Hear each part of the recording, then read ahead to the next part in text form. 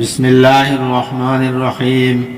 হযরত আবু হুরায়রা রাদিয়াল্লাহু তাআলা আনহু হইতে বর্ণিত আছে যে রাসূলুল্লাহ সাল্লাল্লাহু আলাইহি ওয়াসাল্লাম ইরশাদ করিয়াছেন, তোমাদের মধ্যে যে ব্যক্তি উত্তম রূপে মসজিদে ওযুকে পরিপূর্ণ রূপে করে, অতঃপর সে শুধু নামাজের উদ্দেশ্যে মসজিদে আসে, আল্লাহ তাআলা সেই বান্দার উপর এইরূপ খুশি হন যেরূপ চলিয়া যাওয়া কোনো আত্মীয় হঠাৎ আগমন করিলে ঘরের লোকেরা খুশি হয়।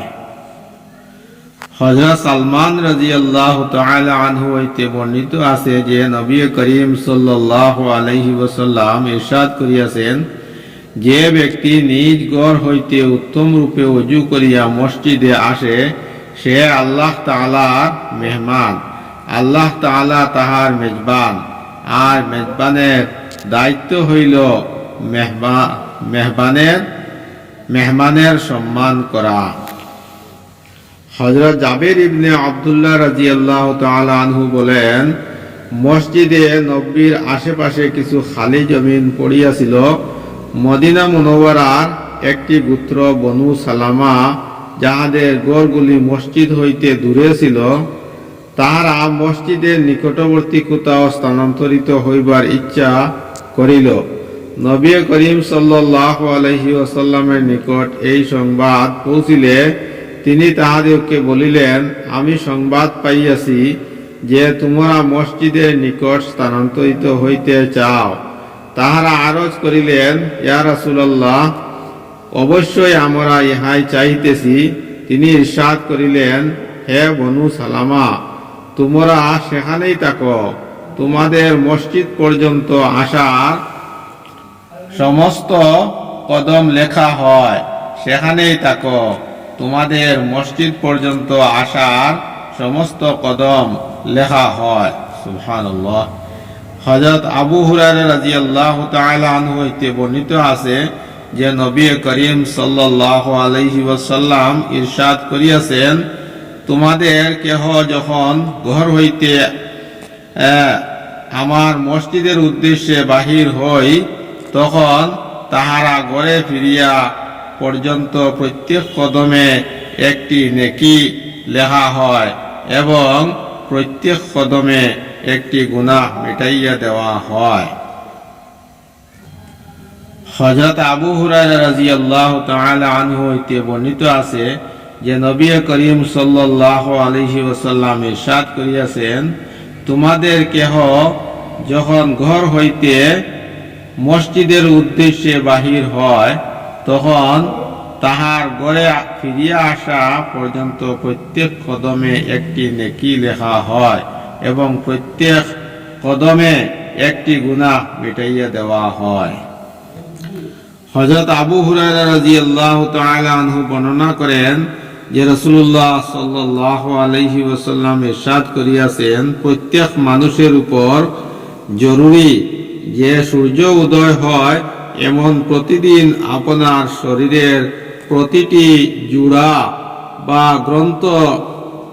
গ্রন্থির পক্ষ হইতে উহার সুস্থ ও সচল থাকার শুকরিয়া হিসাবে একটি করিয়া সদকা আদায় করে, তোমাদের দুই ব্যক্তির মধ্যে ইনসাফ করিয়া দেওয়া একটি সদকা, কাহাকেও তাহার বাহনের উপর বসাইতে অথবা তাহার সামানপত্র উহার উপর উঠাইতে তাহার সাহায্য করাও একটি সদকা, ভালো কথা বলাও একটি সদকা, নামাজের জন্য যে কদম উঠাও উহার প্রতিটি এক একটি সদকা, পথ হইতে কষ্টদায়ক জিনিস সরাইয়া দাও, ইহাও একটি সদকা। হযরত আবু হুরায়রা রাদিয়াল্লাহু তাআলা আনহু হইতে বর্ণিত আছে যে রাসূলুল্লাহ সাল্লাল্লাহু আলাইহি ওয়াসাল্লাম ইরশাদ করিয়াছেন, যাহার অন্ধকারে মসজিদের দিকে যায়, কিয়ামতের দিন আল্লাহ তাআলা তাহাদিওকে চারদিকে আলোকিত করে এমন নূর দ্বারা নূরান্বিত করিবেন।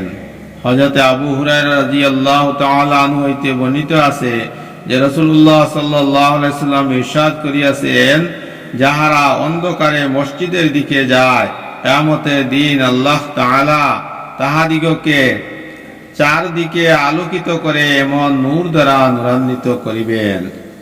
হযরতে আবু হুরায়রা রাদিয়াল্লাহু তাআলা আনহু হইতে বর্ণিত আছে যে রাসূলুল্লাহ সাল্লাল্লাহু আলাইহি ওয়াসাল্লাম ইরশাদ করিয়াছেন, অন্ধকারে অধিক পরিমাণে মসজিদে যাতায়াতকারী লোকেরাই আল্লাহ তাআলার রহমতের ভিতর ডুব দানকারী। হযরত বুরাইদা রাদিয়াল্লাহু তাআলা আনহু হইতে বর্ণিত আছে যে নবী করিম সাল্লাল্লাহু আলাইহি ওয়াসাল্লাম ইরশাদ করিয়াছেন, যাহারা অন্ধকারে অধিক পরিমাণে মসজিদে যাতায়াত করে তাহাদিগকে কিয়ামতের দিন পূর্ণ নূরের সুসংবাদ শুনাইয়া দাও।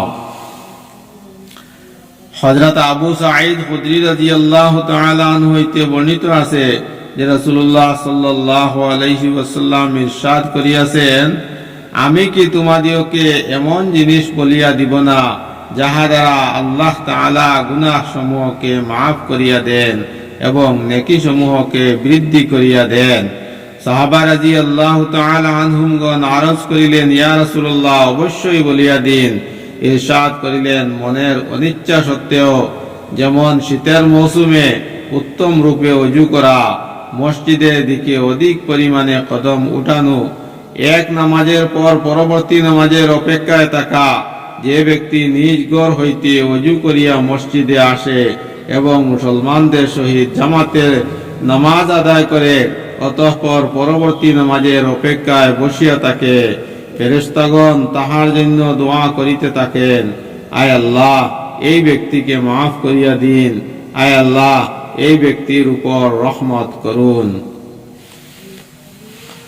হযরতে আবু হুরায়রা রাদিয়াল্লাহু তাআলা আনহু হইতে বর্ণিত আছে যে রাসূলুল্লাহ সাল্লাল্লাহু আলাইহি ওয়াসাল্লাম ইরশাদ করিয়াছেন, আমি কি তোমাদিগকে এমন আমল বলিয়া দিব না যাহা দ্বারা আল্লাহ তাআলা গুনাহকে মিটাইয়া দেন এবং মর্তবা সমূহ বুলন্দ করিয়া দেন। সাহাবা রাদিয়াল্লাহু তাআলা আনহুমগণ আরজ করিলেন, ইয়া রাসূলুল্লাহ, অবশ্যই বলিয়া দিন। ইরশাদ করিলেন, অনিচ্ছা ও কষ্ট হওয়া সত্ত্বেও পরিপূর্ণ ওযু করা, মসজিদের দিকে অধিক পরিমাণে কদম উঠানো, এক নামাজের পর পরবর্তী নামাজের অপেক্ষায় থাকা, ইহাই প্রকৃত রেবাত। ফায়দা রেবাতের প্রসিদ্ধ অর্থ হইল শত্রু হইতে ইসলামী রাষ্ট্রের সীমান্ত হেফাজতের জন্য ছাউনি স্থাপন করা, যাহা অত্যন্ত বিরাট আমল।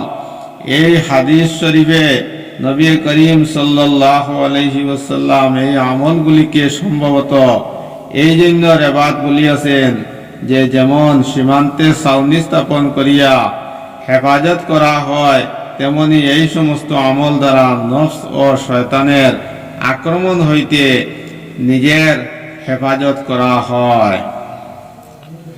হযরত উকবা ইবনে আমির রাদিয়াল্লাহু তাআলা আনহু হইতে বর্ণিত আছে যে রাসূলুল্লাহ সাল্লাল্লাহু আলাইহি ওয়াসাল্লাম ইরশাদ করিয়াছেন, যখন কোনো ব্যক্তি উত্তম রূপে ওযু করে অতঃপর মসজিদে আসিয়া নামাজের অপেক্ষায় থাকে, তখন তাহার আমল লেখক ফেরেশতাগণ মসজিদের প্রতি তাহার যে কদম উঠাইয়াছে প্রত্যেকটির বিনিময়ে 10টি করিয়া নেকি লেখেন, আর নামাজের অপেক্ষায় যে বসিয়া থাকে সে ইবাদতকারীর সমতুল্য হয় এবং ঘর হইতে বাহির হওয়ার পর ঘরে ফিরিয়া আসা পর্যন্ত তাহাকে নামাজ আদায়কারীদের মধ্যে গণ্য করা হয়।